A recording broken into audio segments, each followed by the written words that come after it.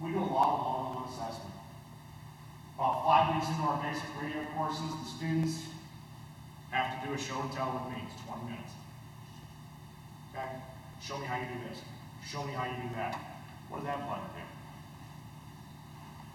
This gives me a very good sense with each one of them where we are. Who needs help, who's got it, who's ready to move on. It's not just assessment. For me, it's a teaching opportunity.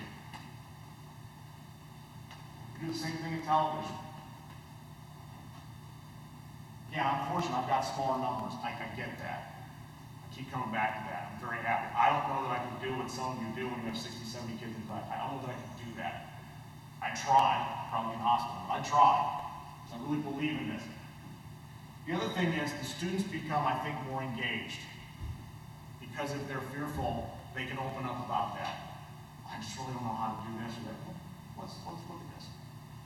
They're the ones that sit in the back whenever you're demonstrating the studio, and they're taking notes, and you tell in their eyes they have no idea what you just did. It also tells us, for those that came in with experience in high school radio or high school television, yeah, your skills are as good as I thought they were. Maybe you know a little bit more. So on the next assignment, you're supposed to do this, this, and this. Why don't you do this and this as well, because you're capable of doing it. We can push you a little more. Yeah, I talked about this a little bit, but boy, this is kind of the secret weapon. If you can get your more experienced students to teach, this just spreads you out a lot more. It allows you to do things. And they develop relationships, they develop friendships.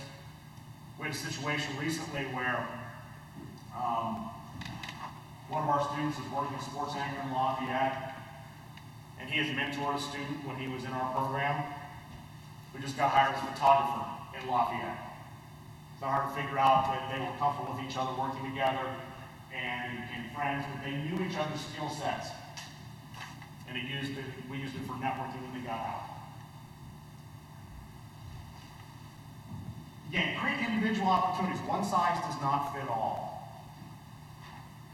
I'm trying some immersive projects this semester in different areas. I've made some strategic errors in terms of administrating them, I'll admit that.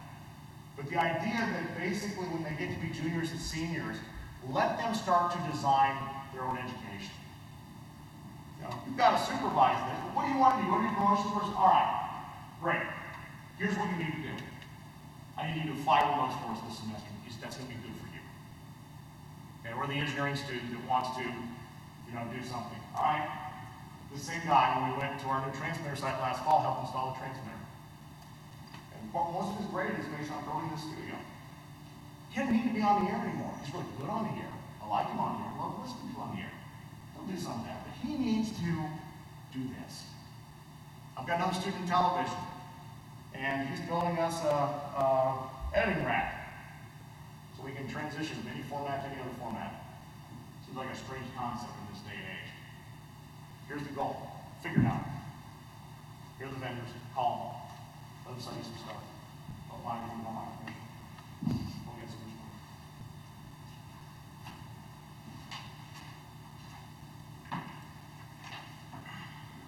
I think theory is still important. I think it's very important. Because it's platform independent.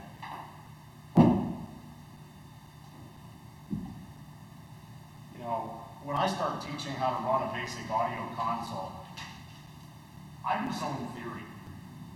It's not a PowerPoint, it's not going to the studio and touching the buttons. Students are incredibly frustrated by this. But I want you to understand that every console has 3 sections: input, output, monitor. And that you can't learn to just run our control services. You need to run anybody's control services. You should be able to walk into any broadcast or audio production facility within 5 minutes and have it figured out. I don't want a student saying, yeah, I'm not going to take this job because your buttons are different colors than what I'm used to.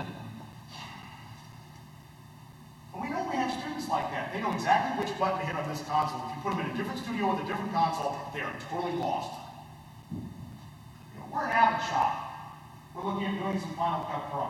And I want students to have experience with the different editing software.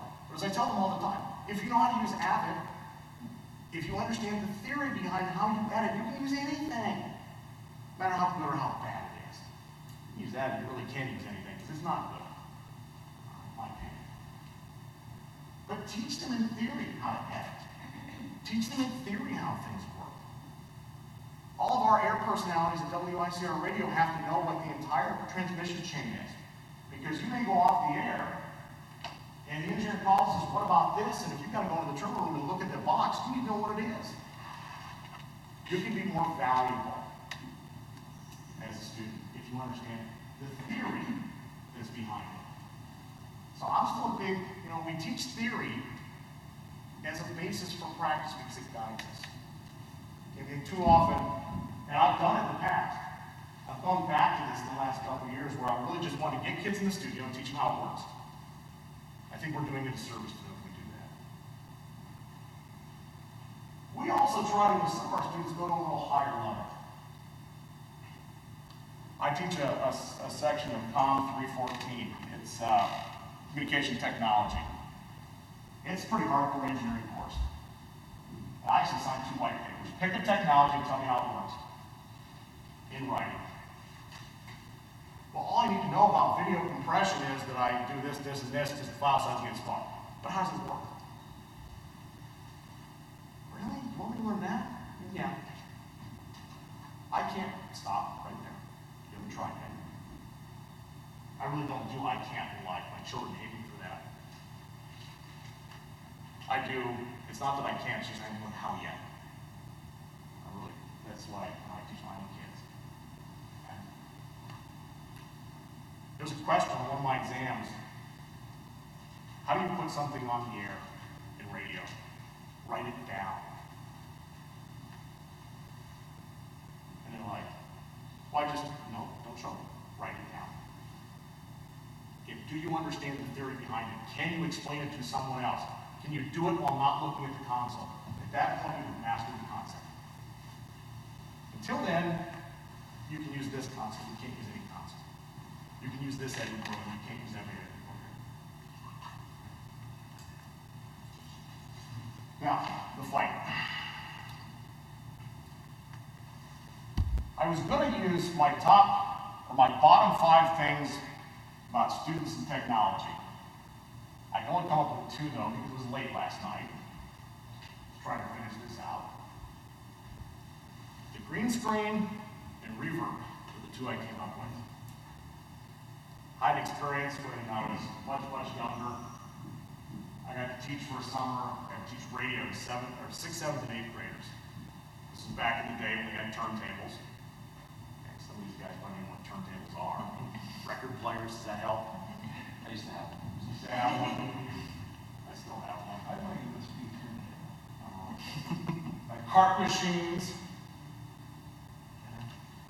And we taught these students 2 things. Well, we taught them one, they discovered the other one on their own. We taught them how to do reverb. And they liked it. And everything had reverb. The news had reverb. It was not good. I said, use the power for good, not evil. They also found out if you put a record back, a 33 and LP, at 45, it sounded like the Chipmunks. So all of a sudden, on this 1,000-watt FM, we have Bon Jovi on the air, sounded like the Chipmunks. Not a good thing.